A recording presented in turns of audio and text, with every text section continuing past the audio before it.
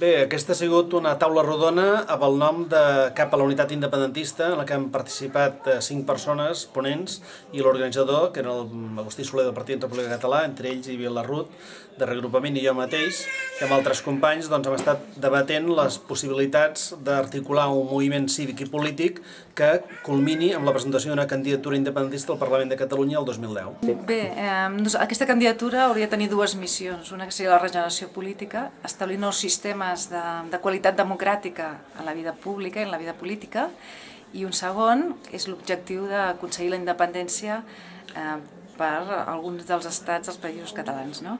En aquest cas, nosaltres el que diem és que qualsevol moment en què el poble català, qualsevol ciutadà dels països catalans s'autodetermina és quan emet el seu vot.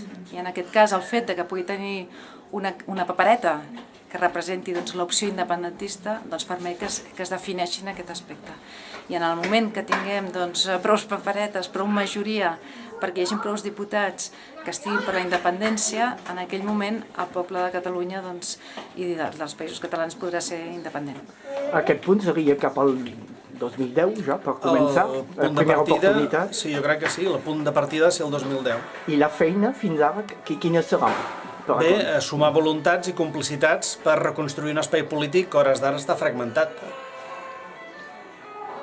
Com s'ha engegat la cosa? Per un article a dintre de l'Avui? Sí, el 18 d'abril d'aquest any va haver-hi un article del Joan Carretero que es deia Patriotisme i Dignitat, que va fer de catalitzador perquè moltes voluntats es comencessin a sumar, perquè molta gent que fins ara venia de projectes diferents i altra gent que fins ara mai havien fet el pas decidissin de treballar tots plegats a favor de crear aquesta possibilitat que existís aquesta candidatura independentista. Estem en un procés constituent, en construcció, i el que nosaltres hem vingut també avui és engrescar la gent perquè participi en aquest procés constituent i tothom hi pugui deixar la seva petjada i la seva idea en quin ha de ser aquest projecte de futur.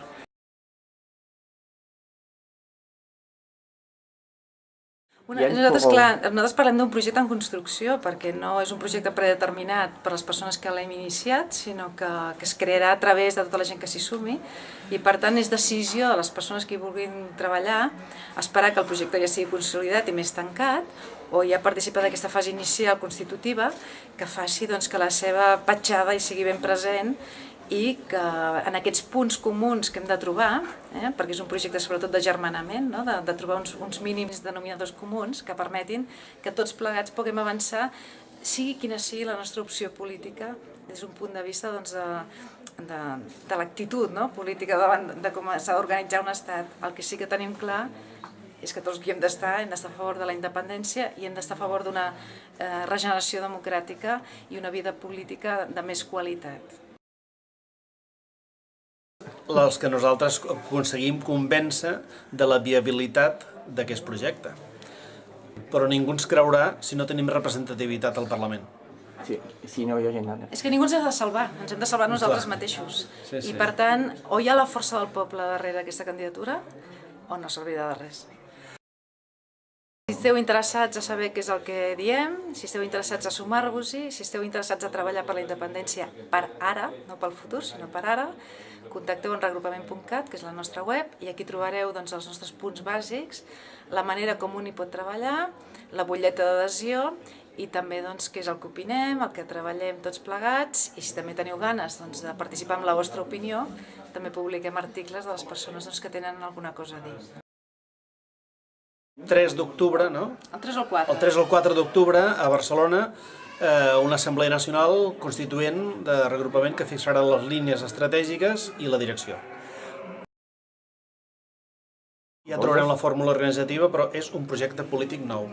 Bé, moltes gràcies a tots dos. A vosaltres.